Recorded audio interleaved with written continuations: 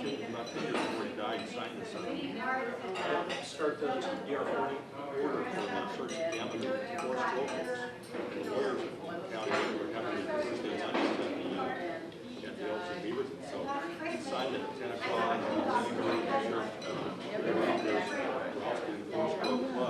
So he showed up at noon, and all the brothers from It doesn't matter. Yes, all the fellows in the medical stuff should go. I didn't know dog crowd was doing that.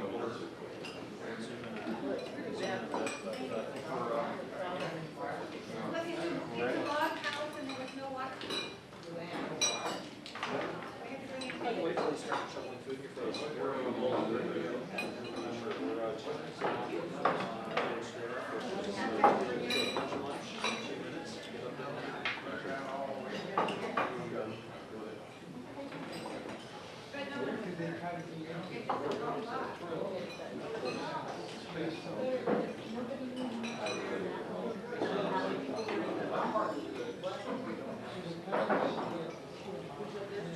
speak about the issue of the land in the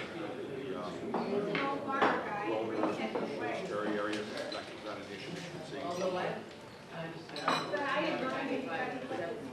an issue. Boundary should be within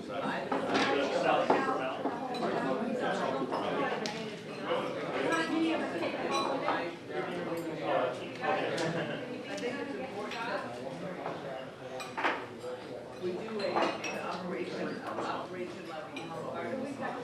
That would be.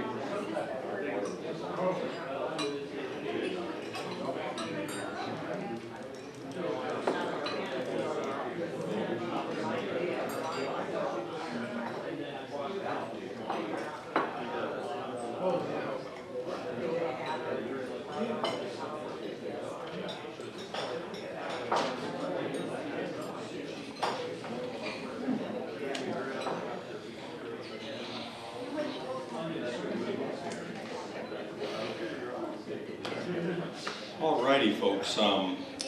Washington County Public Affairs Forum is a group of civic-minded citizens that meet to expose the folks in Washington County and anyone who has access to cable TV to issues of note in the county. Washington County Public Affairs Forum is a public corporation, and basically we're meet from 11:30 to 1. And you can be a member by paying, I think, a $50 fee. That might be going down. And today we have the Hillsboro School Board candidates, and we're going to proceed by positions. Position 1 is Janine Solomon and Richard Weil. Position 2 is Jaime Rodriguez, Mick Stander, and Glenn Miller. Position 3 is Monty Akers. He's not up, but I think we're going to give him a chance to say a few words also. And position 6 is Rebecca Lanz and Eric Siegelman. These candidates are sacrificing their own personal time and effort for a position I don't think it pays anything, not even a per diem for service days, but in any event, education is one of the major important things that we're talking about, the funding in the legislature. And the Hillsboro School Board is here just, I think, 2 or 3 weeks after the Beaverton School Board was here. So I'm going to call this in this order. Richard Weil, I think, has opted to lead with his 5 minutes. As always, we're going to hold questions towards the end. And the questions can be directed by members of the forum to any of the individual candidates. So in the Weil-Solomon race, I would ask Richard Weil to come up and speak for 5 minutes.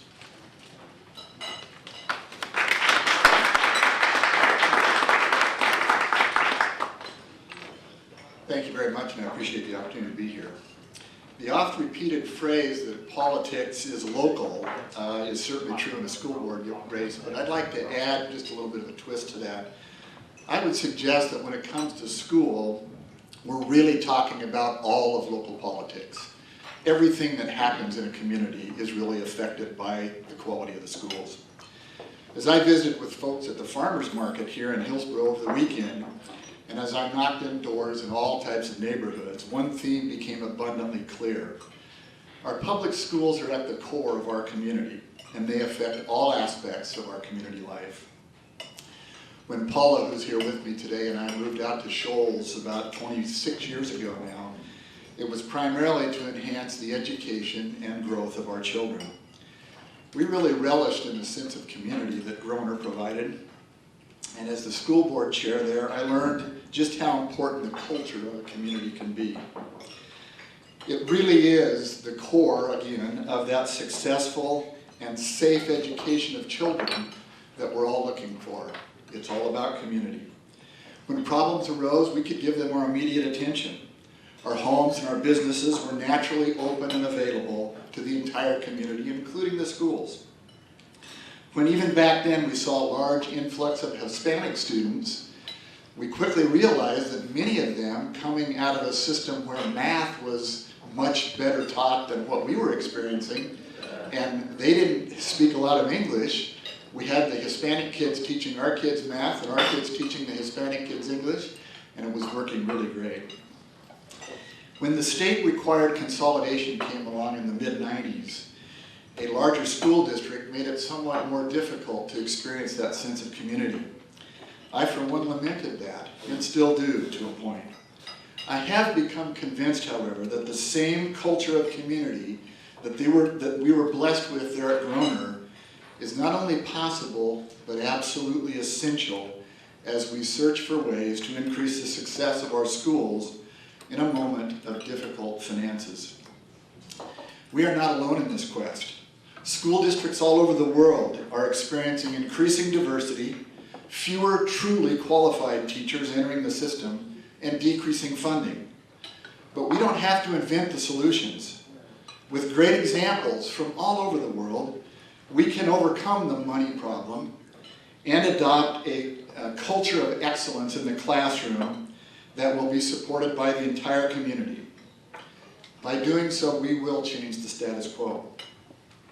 We have to do this.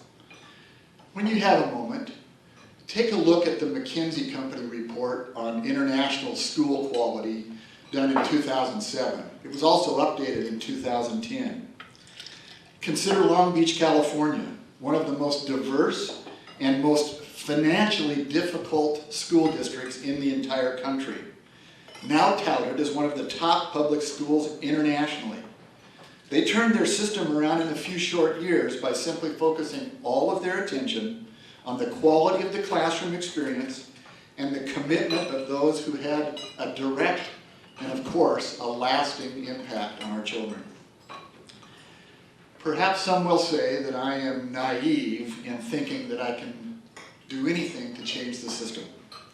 It is true that if elected, I would be one of 7, and it would be naive to think that I could simply yell and pout and just magically change things. It is, of course, much more complex than that. However, unless we engage one another and make the commitment, failing to plan is, in this case, absolutely planning to fail. I am prepared to make a difference. I've spent a career persuading, collaborating, and providing leadership for growing enterprises. 6 birth kids and the process of raising another 7 Viet refugee children has left me with a profound recognition that our public life is absolutely shaped by our public schools. Now, over 70% of Hillsboro citizens don't have children in our public schools. Many because they don't have children, but many, even though they have children, don't have them in our schools. They've chosen to educate them elsewhere. As I knocked on doors over the weekend, I came across Rabbi Rifkin of the Hillsboro Jewish Center. He and I chatted for a moment about the importance of the entire community that is reflected in our public schools. He lamented the pressure being felt by many in the Jewish community who are coming for our high-tech jobs in Beaverton, who are coming for our high-tech jobs to locate in Beaverton or somewhere other than Hillsboro simply because of the schools. Ladies and gentlemen, we can do better. We have to do better. I want to join with all of the Hillsboro community to make this a reality. Thank you very much.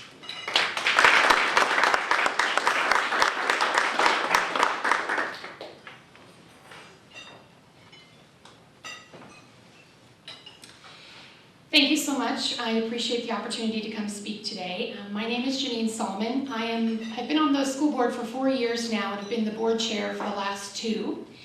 I live in the Orenco area with my family, my husband of nearly 22 years on Saturday. My two boys, one is a graduate of Hillsboro Schools and attends Western Oregon University, and one is a student in Hillsboro School District. What drives me to be involved? I would say two things. My roots. My mom has always volunteered, been a PTA parent, has been a campfire leader, and my dad was an advocate. I grew up in Gales Creek, so I appreciate the value that a school brings to a small community, and I graduated from Forest Grove High School. My family drives me to volunteer. I started volunteering in the community when my 20-year-old was in preschool. When you hear a person say, I am passionate about education, you think, well, who cannot be passionate about education? But I just want to say that when we keep the students engaged and we keep them excited about learning, they thirst for more, and I love that. I am honored to serve in this position as we prepare students for their 13th year. That may take them to a career and it may take them to college.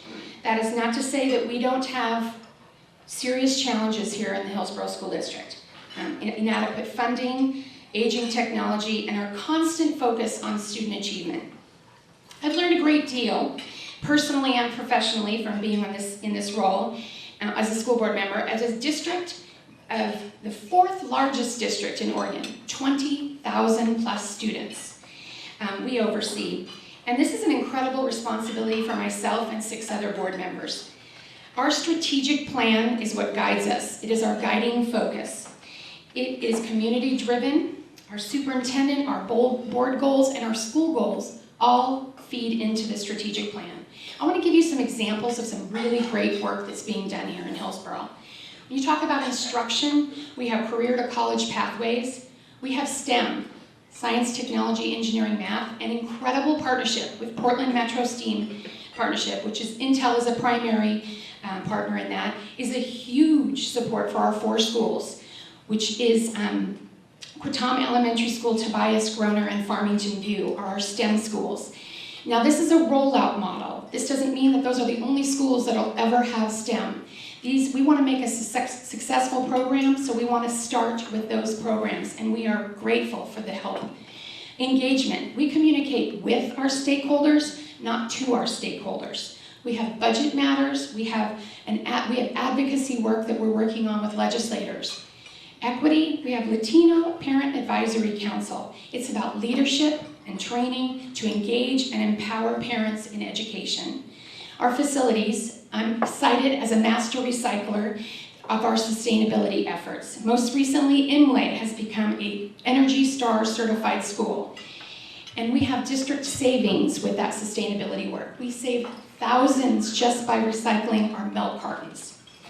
Our safety, our students and our staff safety is an utmost concern to us. And I want to highlight the emergency preparedness drill in collaboration with HPD, Washington County, 911, Metro Ambulance, and Hillsboro Fire Department. And we have SROs in our buildings. We cannot do this on our own. Does that say that we're doing it all? Check, check, check, we've done it? No. This is an area that we are growing, we're improving, and we have work to be done, but it's a momentum happening. Just look at our board agendas any given month. You'll see the investment that business community is putting into our schools as well. HSF, $2.8 million in innovative grant for teachers. Elite Dance Studio, 1 month gave $5,000 for our dance and drama programs. Companies that pay their employees an organization to volunteer. Valley Machinery, $30,000 for a machine for Hillsboro, 3D machine. I want to tell you about our volunteer coordinators. They connect to the needs of our schools with those that are of our community members. Kay is a retired Hillsboro librarian who is now working on literacy in Free Orchards Elementary School. I want to leave you with 4 points why I should be chosen to continue to serve on the Hillsboro School Board. Smart and effective leadership as a board chair, and as I represent a parent and active community member as a voice on the board. Collaboration, commitment, and communication are key for me. Community driven with over 15 years of volunteer work in the community. Recently, I was honored to have the Hillsboro Chamber of Commerce Volunteer of the Year for 2013. advocate for kids. I cultivate strong working relationships with those in Salem and those that represent us, and a sharp eye on the bottom line. So I hope that I've demonstrated my passion and excitement, and I thank you for this opportunity to speak today. Thank you all. Candace has been pretty good on time. Jaime Rodriguez, Nick Sander, and Glenn Miller are going to go next in that order. And remember, 5 minutes, and I'll signal by a right hand raised in about 30 seconds.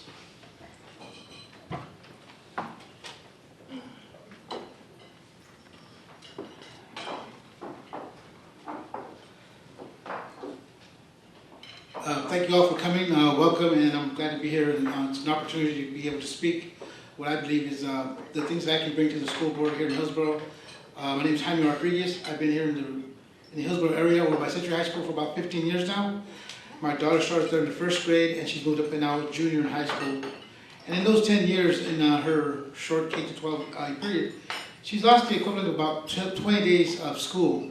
But to me, that's very important because going on, it's not about her, it's about the future children who come after her. And my wife and I have decided that I should, with my experience and my skills, move into a leadership role with the Hillsboro School Board to give them what I feel is my experience and skills in higher education and workforce development. Like many of my fellow candidates, we believe that we need to have stable and affordable funding to make sure that we have the programs continue to be enriching our students and giving our students options. I believe that we need to make sure that we continue advocating with our legislatures to have that funding so we can have the teachers the resources they need in the classroom. And it's just not about the teachers in the classroom, but the children in those classrooms, making sure that they have the computer infrastructure to really make a difference in the classroom. It is very frustrating to have a child come home to you and say, "Dad, I couldn't log on into the download into my classroom and it took me so long, so I have to give my laptop and we have to share it." Now, we're fortunate that we're a two-income family and we have the resources to allow my daughter those opportunities. However, not all children come with the resources that my daughter has. Many of them are facing a one-parent income or no income. So it's really tough if we can't offer things that are equalizing to best serve our students.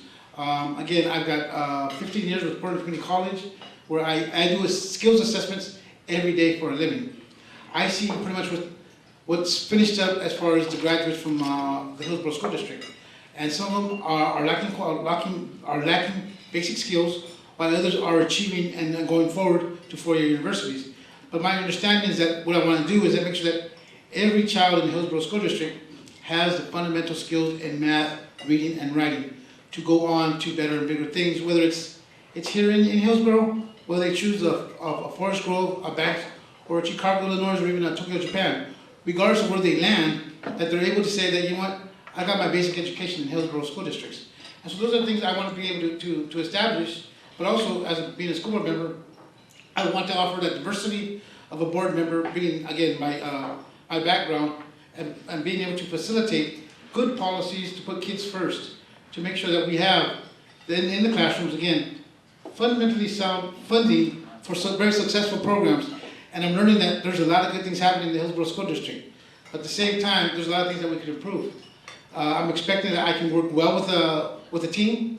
I come from a community college where I'm always on some type of committee, and I've always been very fortunate that those committees I've been on are very successful. Whether it's in the selection process of our presidents, our campus presidents, or district presidents, or whether it's just working on a program to achieve better outcomes.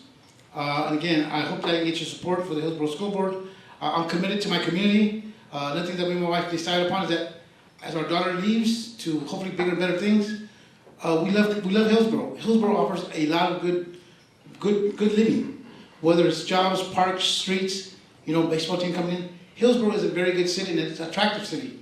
So with that being an attractive city, we've got to make sure that our children are being able to be educated to move on into a good workplace. So again, Jaime Rodriguez, and I thank you for your time.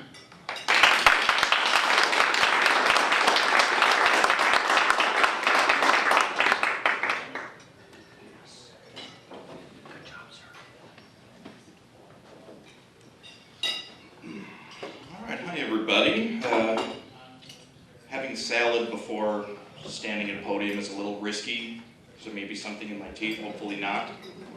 I am Mick Sander. I'm running for Hillsboro School Board.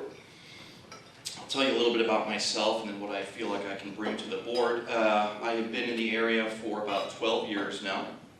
I have 3 children. This school year is sort of wrapping up, but next school year they will be 7th grade, freshman, and sophomore. And back in 2004, my oldest was starting kindergarten. And that was the same year that we had the shortest school year in the nation here in Hillsboro.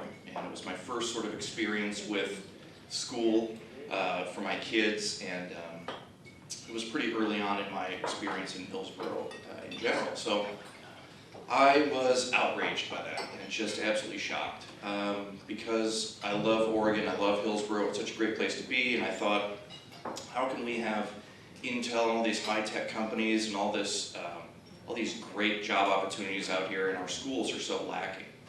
So I became politically involved that year, and I ran in 2004 for state representative for House District 30 here in Hillsboro. And even when running for state representative, I ran purely on an education platform, really, because it was all about getting to Salem, increasing that funding, so that the district had what it needed to get its job done. And I came close that year. I couldn't pull it off, but I learned a lot during that campaign. I talked to a lot of people, did a lot of canvassing, did a lot of forums like this one, and it was a great experience for me. So ever since then, I've been really passionate about education. Shortly thereafter, we found City View Charter School, which is Hillsboro's only charter school, and got my kids signed up there through the lottery process. They all managed to get in within a year or so, and I volunteered at City View. I am an IT consultant, is my background, and I offered my services there. They needed help building a computer lab, so I built the computer lab for them, put everything together. They rely very heavily on parental involvement and volunteers because they are such a small school. So I built the computer lab for them and helped with some of their IT needs, and then they asked if I'd be willing to join the board. So I said, well, yeah, absolutely. I want to stay involved here. I've got 3 kids at this school. So I joined the board, and shortly after that, the rest of the school board left, pretty much. So they got me on the board, and then they said, well, you're president now, have fun with it. So I worked really hard to increase participation in the board. We got a few more board members, and then a few more, and then finally we're up to 9 or 10 board members at this point at City View. And I worked really hard with that school to improve the learning there, improve all the opportunities for our kids, put a lot of new programs in place. We hired a new executive director over that time who's done a spectacular job, and I'm really proud of what we've been able to accomplish at City View. I think we have proven that it can be done with limited resources. Our test scores are reflecting that, and I think that that gives me excellent experience to be on the Hillsboro School Board. There are two main problems that I see facing us. Parental involvement, community involvement in the board, and funding. These are the 2 main issues that we have to get through, and they're tied together. Unless we can increase that involvement, then we will never get the funding that we need from Salem. We need people to be outraged, we need people to realize that we need these funds, and we need to lobby much more aggressively in Salem for our funds. So those are the 2 things that I would focus on as part of the Hillsboro board. And you know, we get our funding from Salem, and we can only do so much with that lump sum.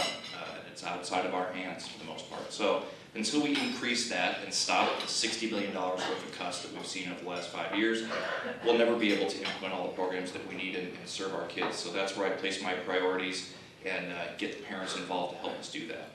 So again, I'm Mick Sander, and I appreciate everyone taking the time today. Thank you.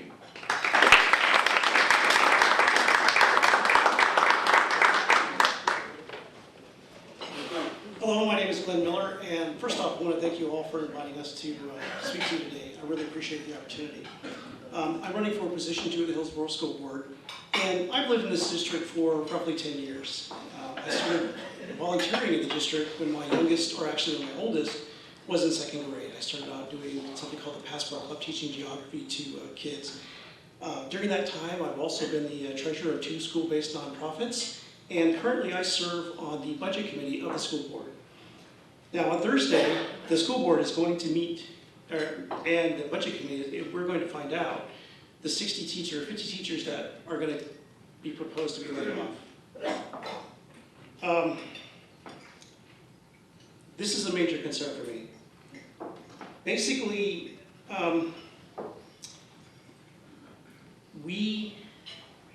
you have to forgive me, I'm not really a public speaker, but basically, our funding is controlled by Salem, as others have mentioned. And you know, the problem is that many of the folks there are pretty entrenched in their views. Both sides believe exactly in what they're doing is the right thing, and so rather than be controversial and confrontational, really, you know, I would say to them, give us 2% back, reprioritize that, you can do that. The budgets have been sliding for 10 years, actually. You know, they've gone from like 44% K through 12 education down to about 38%. Taxes have been going up. So really, if we got our 2% back, that would keep us from having to lay off these teachers. So that's really my message for Salem. I have a couple of other areas of concern that I want to share with you today in the short period of time. There are many others, but basically a couple things that are really important to me. One is the graduation rates. Now, we've had some terrific strides over the last few years, but you know, every kid in our district deserves the best possible education that we can possibly give them. So how do you do that? Well, one of the things that we are doing, and we need to continue doing, is at-risk kids, catching them early with intervention programs. We need help from the community to do that. We need more mentoring programs. We need internships as well. These things are all something that, you know, with your help, we can do more of. Because the thing is, you know, not every kid wants to go to college or needs to. There are a lot of kids out there, they want to be welders, they want to be woodworkers, they want to be auto mechanics. So we need partnership from the community to help pull that off, to give them paths for their way that they want to be successful in life. That's very important. Another thing that some of my candidates have touched on is the technology. You know, the school district has approximately 7,000 computers, 4,000 of which are obsolete. This is terrible. You know, you wouldn't run your business that way.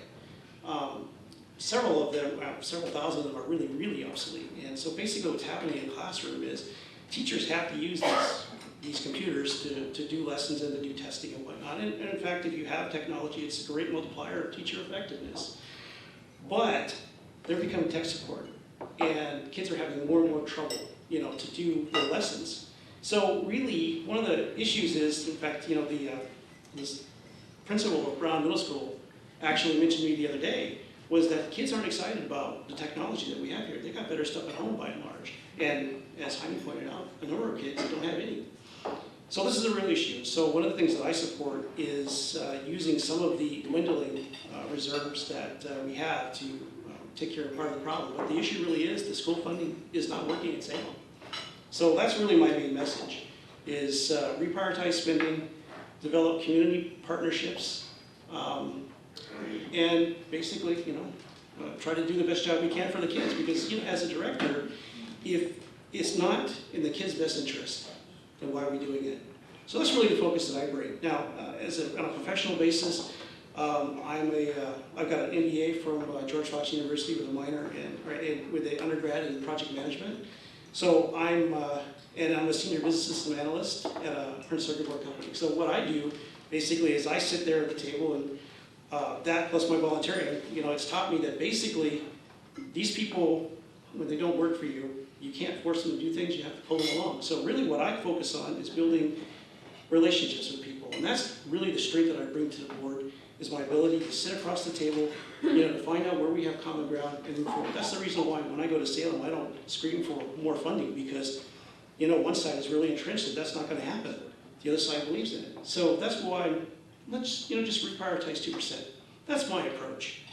And again, if it's not in the best interest of the kids, you know, it's not worth doing. So anyway, I will leave you with a couple of thoughts. Basically, I believe that great schools are foundational for great neighborhoods. And great neighborhoods, along with reasonable taxes, will attract quality employers to our neighborhoods. And honestly, that economic growth that results from that is really the long-term fix for Oregon. So that's my focus. If you agree with that, I would ask that you would vote for me by May 21st. Thank you very much.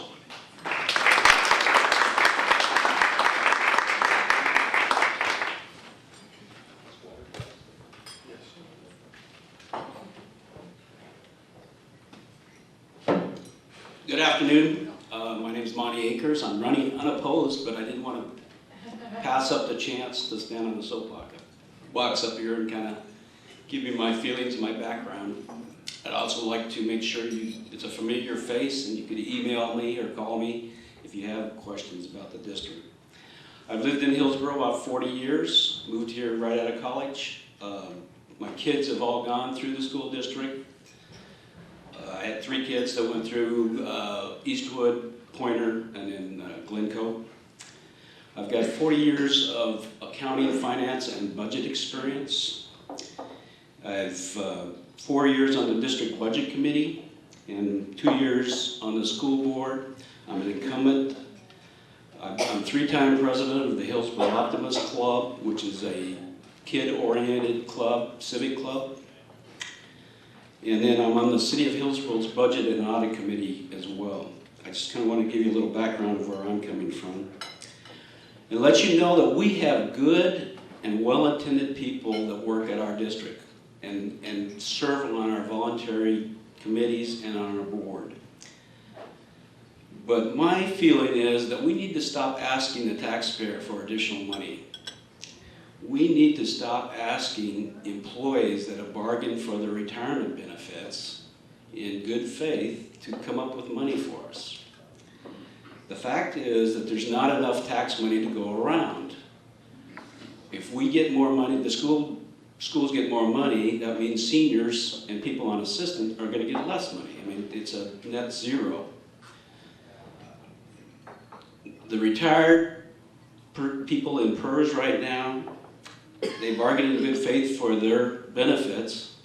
They may be generous benefits, but they bargained for them, and it was done under a good faith effort. I don't think they're going to go back and say, we're going to give those back to you unless we get something else. So I think that's going to be a hard road to hoe. What we need to do is sharpen our pencils at the district and plan on delivering educational services more effectively and more efficiently with the money we have. Currently, we have a 1-year budget cycle horizon. We bargain with our employees every year. It's time to plan and budget for at least 3 to 5 years. I've been on the budget committee for 4 years and 2 years on the board. And it seems like every year we sit around and we talk about basically our financial planning is how much money we got this year and who are we going to cut and what are we going to cut. Now that's unacceptable as far as financial planning. Businesses don't do that. I was with Portland General Electric for 15 years. I've been with smaller companies. Those companies don't do that way. They plan for 3 to 5 years, and if this year doesn't come in the way they thought it would come in, they adjust. So we need to prioritize our spending so that we know what's going to be cut. What is lower priority? What is higher priority? And most of the time it's classroom-oriented materials, teacher training, that sort of thing that has to be at the top priority. Where do we want to be in 5 years? What do our graduation rates look like in 5 years? I'd also like to stress that there's a lot of misinformation out there. We see a lot of misinformation from the City of Portland School District. The City of Hillsboro School District, we graduate 78% of our kids. That's average. I mean, as far as I'm concerned, that's a C. We should be B or A. We should be in the 80s or 90s. And we need to concentrate on that, but we're not failing our kids. We just have to do a better job. We have to concentrate on our long-term gain, and we have to show financial leadership. I got the signal, so I'd like to charge the crowd today and let you know, in 2 years I've been on the board, I've got one email question from, and you need to, if you have questions, email us, phone us, let us know what your questions are. Don't believe what you're reading in the Oregonian and Argus, because they're pulling stuff out of context, And a lot of that stuff just doesn't apply to your Hillsboro School District. Thank you.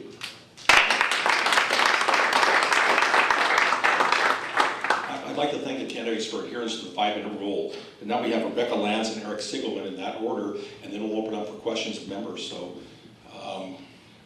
you guys decide on a different relationship? You can go first then. Basically, Rebecca Lance is going to proceed first.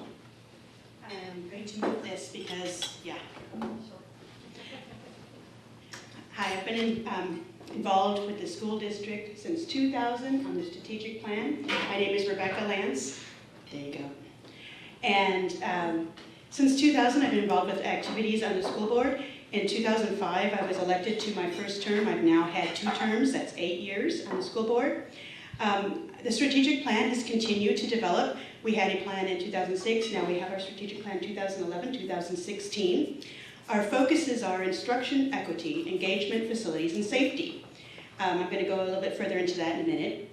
I'm on both negotiating teams. That means our classified union and our teachers union.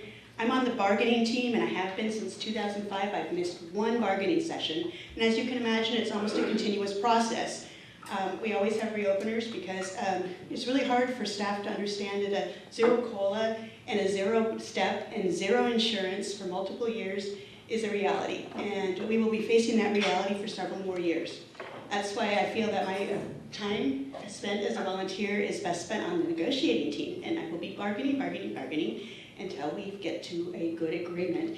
And I think if you'll notice, the Hillsboro people have been more satisfied and had more positive relationships in the last 8 years than previously.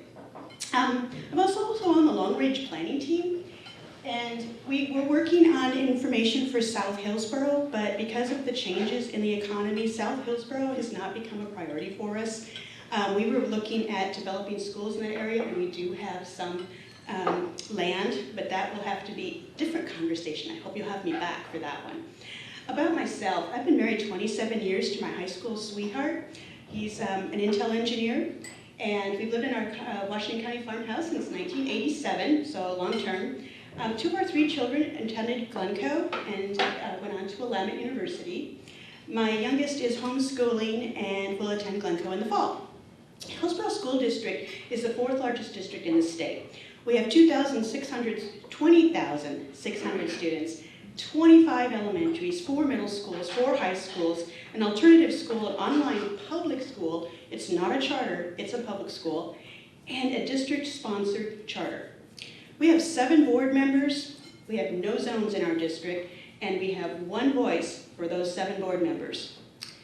I want to talk a little bit more about the strategic plan.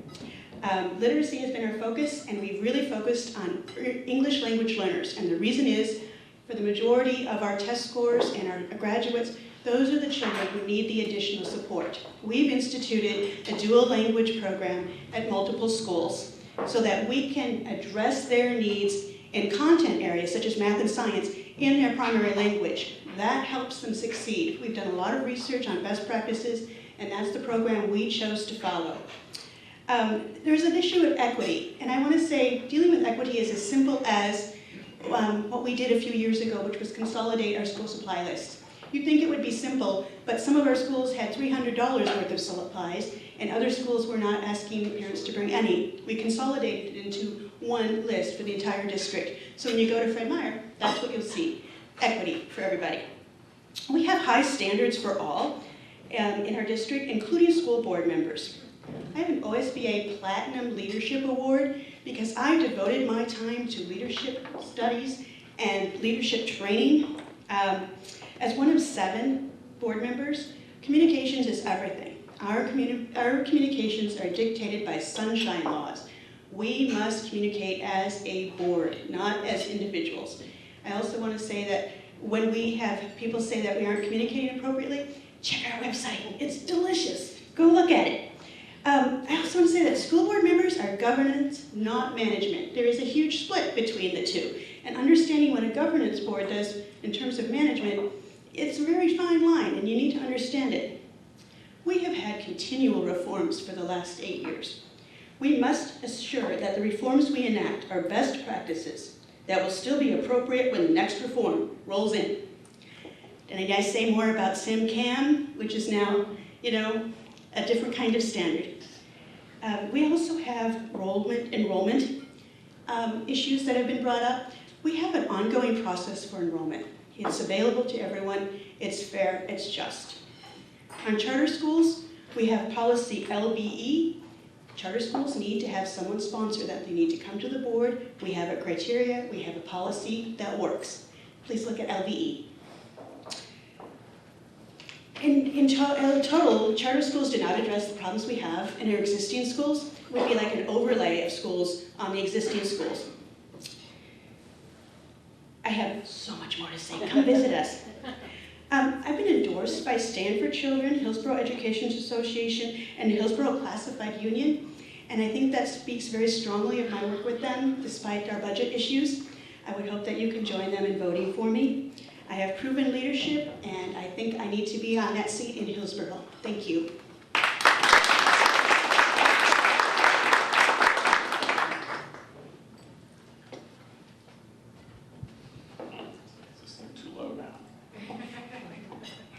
Hi, I'm Eric Seligman, running for seat 6 on the Hillsboro School Board. I think if you look at my resume, you'll find that I have a relatively unique background. I've been an engineer at Intel for 18 years, so I have the sort of quantitative and business skills you would expect there, but I also have an extensive background in education. As an undergraduate at Princeton, I minored in education, and I earned a New Jersey teaching certificate. Since then, I've taught at the junior high, high school, and college levels, as well as tutoring Mexican immigrants in Hillsboro. I also host an internationally recognized podcast, Math Mutation, rated 5 stars on iTunes. So with all this background, I think I'm very uniquely suited to serve on a school board. Now you might ask the question, so yeah, maybe I'm a great person to serve, but why should I try to boot out an incumbent, right? Why am I running against Rebecca?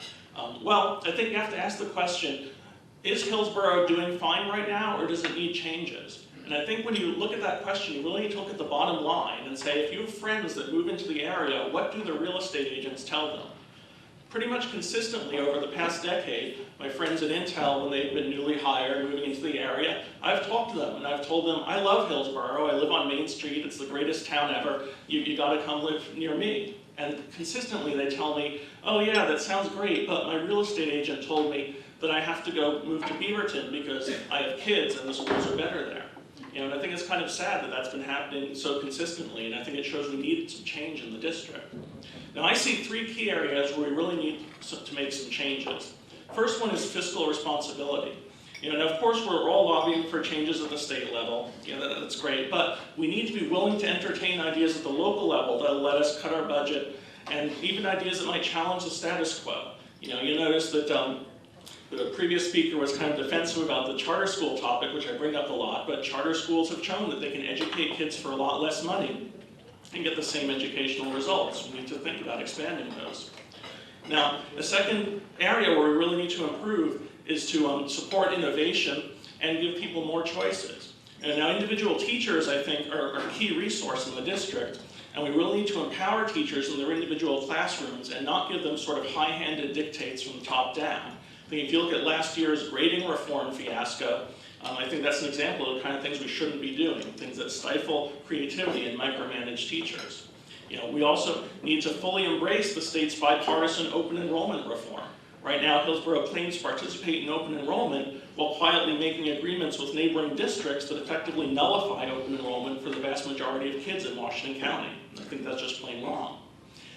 The third area we really need to look at is open communication. I think, despite the fact that Hillsboro does have a nice website, and in some areas they do provide some good communications, there still isn't a sense that it's accessible to find out what's going on in individual meetings and from individual board members. As a member of the curriculum committee, the appointed committee serving under the board, I've sort of modeled what I want to see by blogging and writing Argus articles after curriculum committee meetings to show people what's really going on in a more timely manner than having to wait a month for the official minutes. And I think we really need this kind of open communication, the idea that people are having a continuous conversation with the board, not just for 2 hours once a month.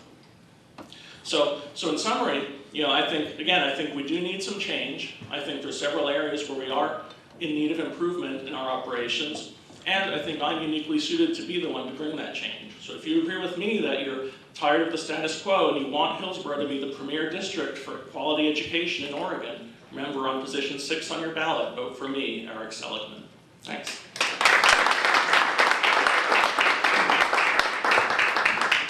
Questions are open to members of the forum. We have the microphone right there. Folks can come up to the, candidates can come up, or I suppose they can even ask questions of other individuals, but do I see a person for questions? Emily Nupp. It's open to forum members, and I'll have to be anybody, a forum member is pay the minimal fee, which maybe gets smaller next year. Emily? I think I'm one of the few Hillsboro residents present today. What I want to know from any of you is, why do we have different position numbers? And do they have anything to do with where you live? And why can't we vote for 3 people running for one and not somebody running for the other position? That's an easy one. I'll take that one. Could you speak to the microphone, please? Well, you know, it might be useful if everybody came up here. I think we should. Just tactfully, I think you'll be able to get your things across. To answer that question, I don't know if everybody heard that or not, but I have no idea why we have different numbers in the district. I asked Washington County Elections that question, and they couldn't answer that for I me. do know the answer. Oh, okay. When our consolidation happened by state mandate, we had all sorts of districts coming together, North Plains, Farmington View, Groner, and there was a decision at that time by the board when they were trying to consolidate all of the different contracts and everything as to how they were going to set up their board.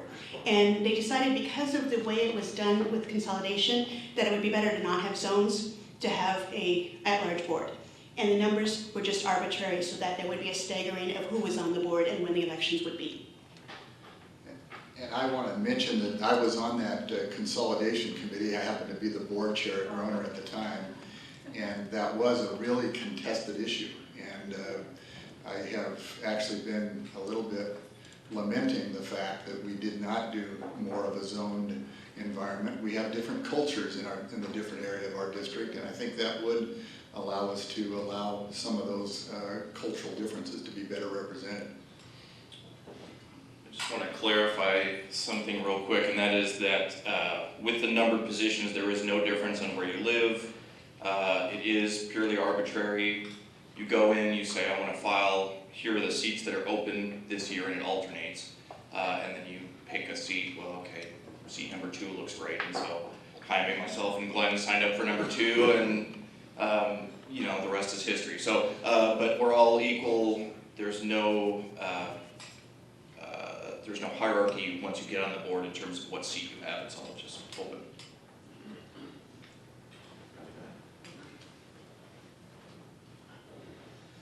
If I could just add, Jaime Rodriguez again, as I walk and canvass the neighborhoods, I get that question a lot, and I am all for revisiting that policy issue and see what the community wants to do now. As Rich mentioned, there's a lot of different cultural diversity within Washington County, and there are some schools that are more rural. I recently, last weekend, I did Cornelius, which has one elementary school, pre-orchards, and that was the one question I got over and over again. So to me, I'm not a status quo guy, so let's take a look at that. Thank you.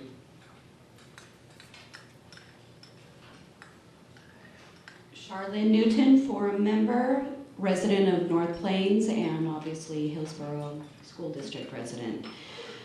Big question here. Right now, the grade point average is mainly geared towards testing and not towards homework. Homework is like 20% of your score, which is that complacency of work is leaching into their lives, as far as they are able to kind of kick back as far as homework goes, as long as they're able to kick out a really good test score. And that complacency and lack of interest is also leaching into their life.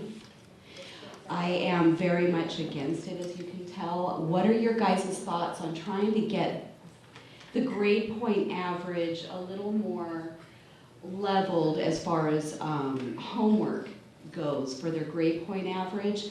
Also, I understand that next year you guys are going to be implementing the full day kindergarten, is that correct? And Not this coming. It's 2015. I'm gonna get Alicia on that one question. and your thought, Actually, you only get one. only, One. thank you. The public affairs forum wants members to ask one question, then a follow-up question, so other folks can be heard. But there's not many people there. You can sit there and get your next question. I'd invite the North Plains resident to come back, I think we'll get a second bite of the apple. Let me answer this question here, and then we'll catch you.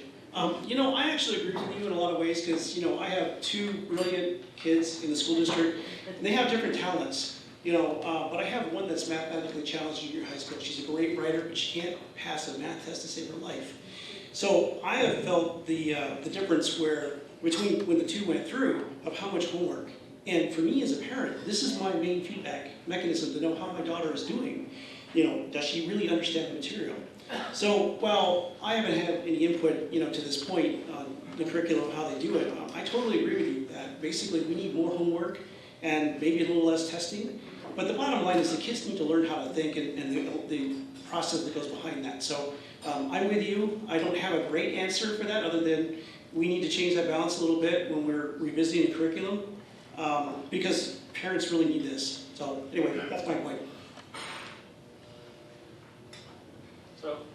I thought that was a good question. That actually ties into one thing I was mentioning when I talked, and that is having sort of high-handed policies handed down from the board level to the individual classrooms.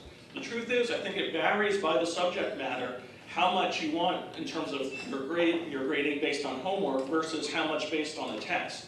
For example, I know a lot of math classes where pretty much being able to follow the right algorithms on the test is what you're learning in the class.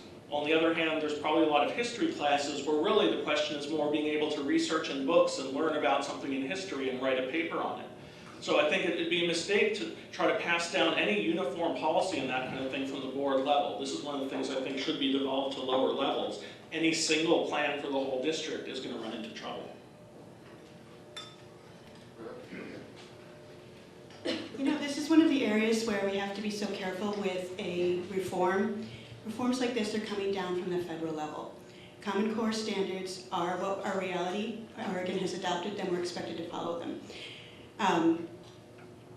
Homework is practice for summative tests, which see how the children learn the lesson, and then initiatives can happen to see how we can make sure that they do the summative test, okay? And yes, testing is an unnecessary evil. In my mind, I get very tired of everything about testing, but again, this is our federal government and our state government, and if we want to have voices on how this changes, we need to go at that level. It goes beyond school board. I'm going to take just a little bit of issue with you on that, Rebecca. I think the school board does have a role in leadership and potentially pushing back on some of the federal and even state mandates. And I think that a strong school board has to look its administration in the eye and say, folks, we just cannot afford to do that and still put the emphasis in the classroom, put the emphasis on the children that we want to put on. The real answer to your question, in my view, again, I mentioned that McKinsey report earlier. A McKinsey report in studying Finland and South Korea made it very, very clear that the question wasn't homework or standardized testing or anything like that. It was pushing the resources and finding the very best teachers, encouraging those teachers to stay by really taking care of them. We're not doing that in Hillsboro. If we dump this many teachers this year, what message does that send to all those teachers that we'd like to recruit that are the really good teachers? It's a horrible message. So we've got to simply laser focus on the classroom, and then we'll get the teacher that knows that my kid needs homework, and maybe that second kid doesn't need as much homework and knows how to deal with those two kids differently, and really make each of them work to their potential. Thanks. I would just like to add a couple things. When we talk about unfunded mandates that Rich brought up, that is actually one of our board priorities, that we look at our legislative priorities, that we look at these, the messages that are coming down from the state and the federal level, and we see how that works into our district. And we contact our legislators and we say, this doesn't work. One of those situations that we worked very, very tightly with was Senate Bill 290, and that was our administration and teacher evaluation process. We had a very collaborative process that brought in administrators, teachers, staff members, board member, and came up with an evaluation system so that we could, for our leadership and our teachers in our classroom, so that we could make sure that we have the most effective process, effective teaching that is happening in our district. And another thing I wanted to add was about, so we talked about Senate Bill in the classroom. I apologize, I just get so fired up and so I'll leave it at that. Harry Bodine, board member and a resident of the Beaverton School District. On my May 21st ballot, I'm being asked by the district to raise the property tax of my home by about $250 so that my granddaughter at Cedar Park will not have 60 kids in a classroom next fall. The additional layoffs that would be required if this does not pass, because PERS is the great vacuum sucking all the money up. My question is, Hillsboro, as I recall, asked the voters for additional money 4 or 5 years ago. It's been a while. Has the board considered going back to the public and say, listen, Salem's not going to give us the money. We want to retain what we have. We want to improve what's here. You folks, can you step up to the plate and help out? Okay, I'll start. I'm sorry, basically, would you support going back to the voters and for additional cash? Our last levy ask was for a construction bond. We built 4 middle schools we built 1 middle school, repaired 4 middle schools, fixed 20 buildings across the district, and built the new middle school at South Meadows, which is quite lovely. We have not done a levy option at Hillsboro. We are discussing it. I think that discussion piece is the essential bit. We must, as a community, come together and agree that it's worthwhile before we even go out for a bond. And I was going to turn this over to Monty, because he has very specific ideas about this. Yes, you do. Well, the board has been talking about a local option levy. We talked about it last year. We hired a consultant to go out and survey the community, and they basically told us if you were to float the cereal levy at that time, it wouldn't pass. We're again looking at it this coming up at our next meeting. What we're challenged with is how's that money going to be spent, and we have different opinions on the board as to how that money is going to be spent. Me personally, I want teachers in the classroom. That money should go to keeping teachers in the classroom, but we have people on the board also that have other ideas. So that's where we're at right now. So if you're interested in that discussion, come to our next board meeting.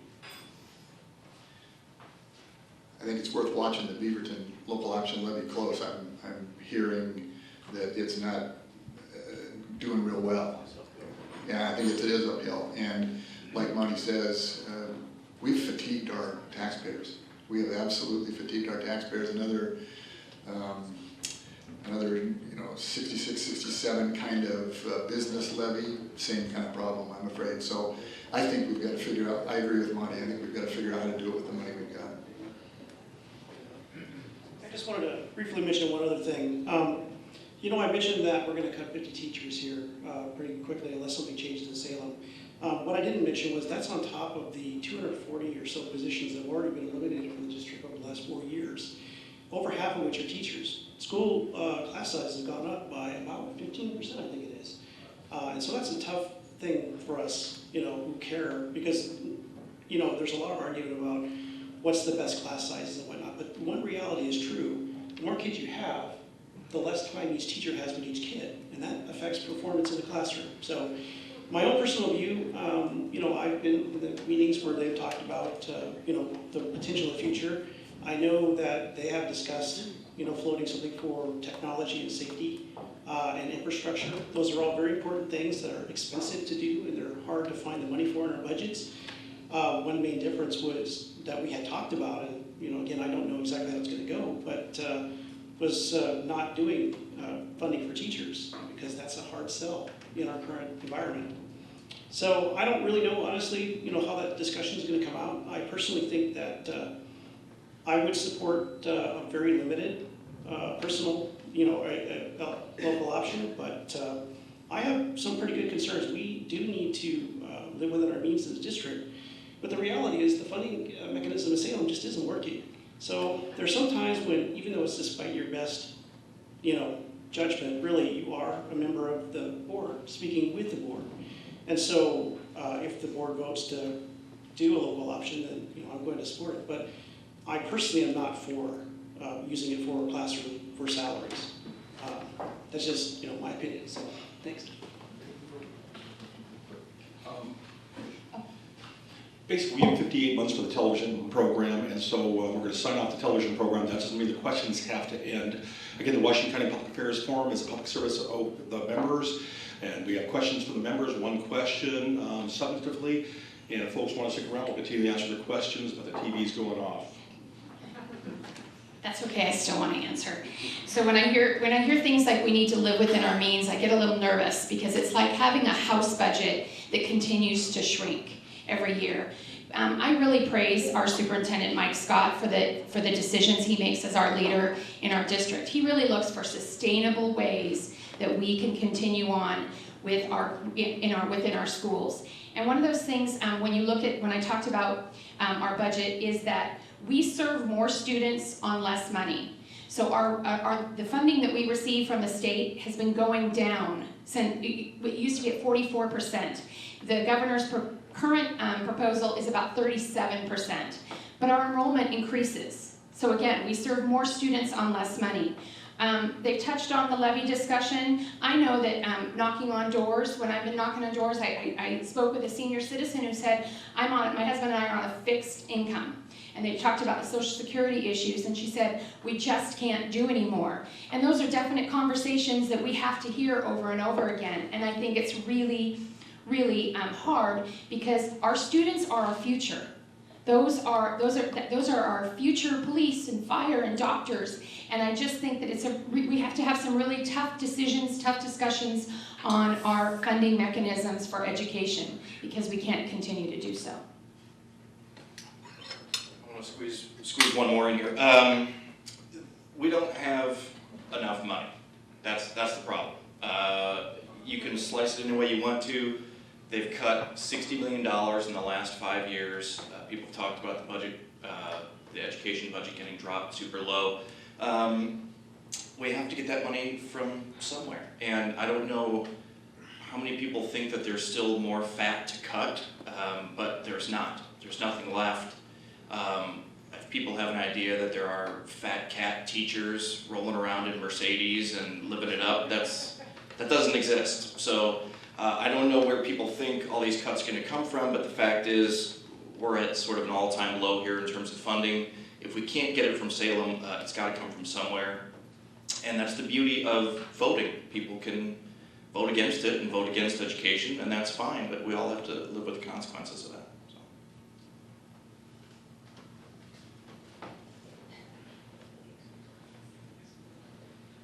So again, I think regarding that local option, Evie, I would be very supportive if it's specifically, to me, it's about putting more teachers in the classroom. And so if we can find a way to make that a dedicated to the classrooms and to teachers, then I'm all for it. At the same time, as everybody else mentioned, there's just not enough money out there, so we need to be creative, but we need to be careful. Thank you. Kathy Stanton, forum member. This is a totally different question. Metro, our regional government, went through the urban growth boundary expansion last year. One of the expansion pieces was 525 acres or more in the very southeast corner of Beaverton, going out from past Shoals all the way to 175th along Shoals, the north side of Shoals Ferry. I understand that currently is in the Hillsboro School District, and was wondering what it would take for a Hillsboro board member to see the value in listening to a conversation with Beaverton School District about seeding some of that dirt. The property owners in that area would like to be part of Beaverton because it is closer for the schools. So I would like to add that in the fall, we had that request come to us, and it did fail in a 5-2 vote because at the time, we were the only ones willing to engage in that discussion. Beaverton School District, with their budgetary issues, were not interested in having that discussion. My vote for that was specifically because if we needed to have a larger conversation about boundary issues, we need to involve city governments and districts and Metro and Washington County to have those kind of discussions. But if we start engaging and to the requests that come in for those type of land use requests to be switched to another district, it's really tough because we would be spending a lot of our time doing so. And we would have conversations possibly with Cornelius that says we're closer to Forest Grove. Perhaps those that attend Lincoln High School would say we're a lot closer to Liberty High School. And so we would be spending a lot of our time having those kind of conversation as a board when we really need to be focusing on student achievement. And so for that discussion that needs to happen, it needs to happen on a larger scale. But when we came to that time for that vote and we reached out to Beaverton School District members to say what's going on, at the time, they just couldn't have that on their discussion palette at the time, so. Interesting that question came up. I happened to be at that school board meeting and I testified on that very issue. It fascinates me because we're looking at a budget situation in Hillsboro where as we go out further into the future and we grow more and more students, we get less and less money. That means we lose more and more money going into the classroom for every additional student we get. And a lot of that has to do with efficiency. I believe that we really can look at the way we are planning and the way we are structuring our school services delivery in a way that would make that much better. But I want to tell you one more reason why I testified that day. I am a very strong advocate of elementary schools in particular. They form the core and the culture of our communities. Groner is a key component of the Shoals area. If you don't let go of that South Cooper Mountain area, eventually Hillsboro would have to build an elementary school there. They cannot expand Groner. It sits on EFU ground. The planning hurdles would be way, way too hard to get over. You would destroy a rural school and send all of those rural students essentially to a more metropolitan urban school. Our metropolitan urban schools are fantastic as well. But allowing families to have those environments that are culturally distinct is very, very important. And that was my testimony that day. But even more important ultimately is this question of efficiency, and it just doesn't make sense for us to try and hang on to something when someone else would be better able to service that particular area.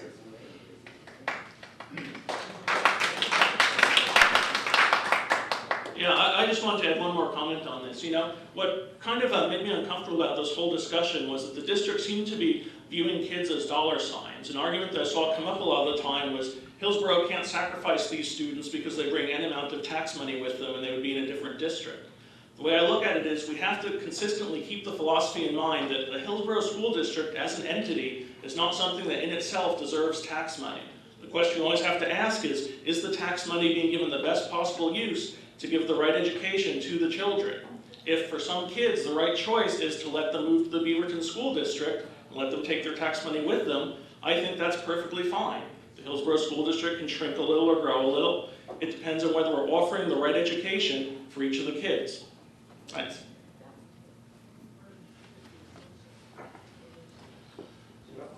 What happened to Karen? She was up here. She disappeared. I don't think she disappeared. Well, thank you. This has been a real wonderful demonstration of folks who have ideas, can express those ideas, and have concrete suggestions. Actually, I would offer you, if you want to make your last part of your question, you could do that now. We have a moment or two. Well, I'm sure you guys can hear me. The kindergarten regular day, what are your thoughts on continuing it? The question is, what are your thoughts on continuing the kindergarten regular day in the Hillsboro School District? You mean as it is scheduled now? No, as a full day. As you have already voted in place to put in a full day in 2015, correct?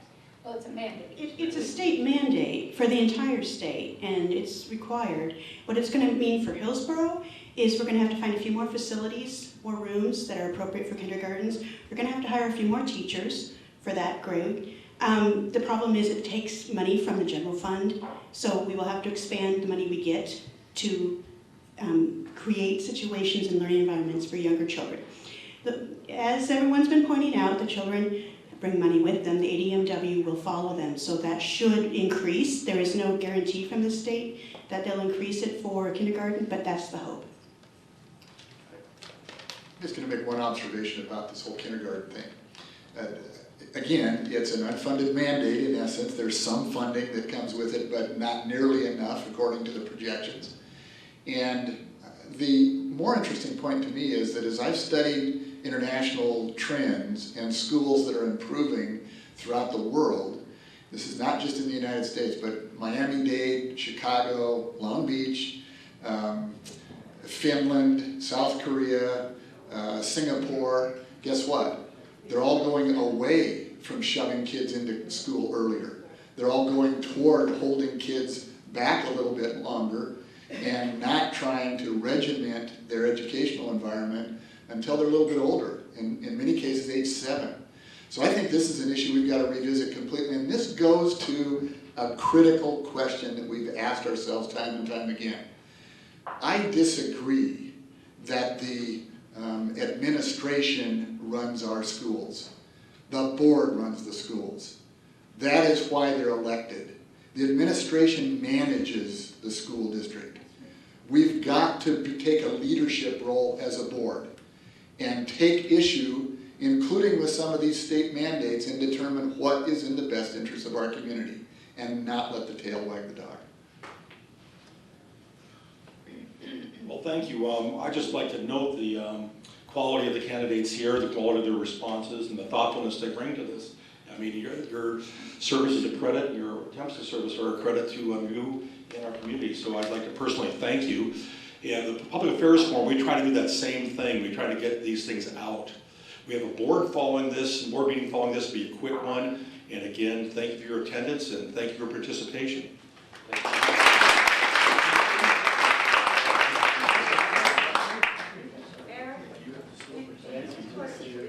Yes, I do. It's still recording right now. Yes, I do the whole thing for YouTube, and then the first 15 minutes, 30 seconds for cable access. So your question will be available on YouTube shortly. But not on our website? The YouTube video is posted on our website. That makes sense?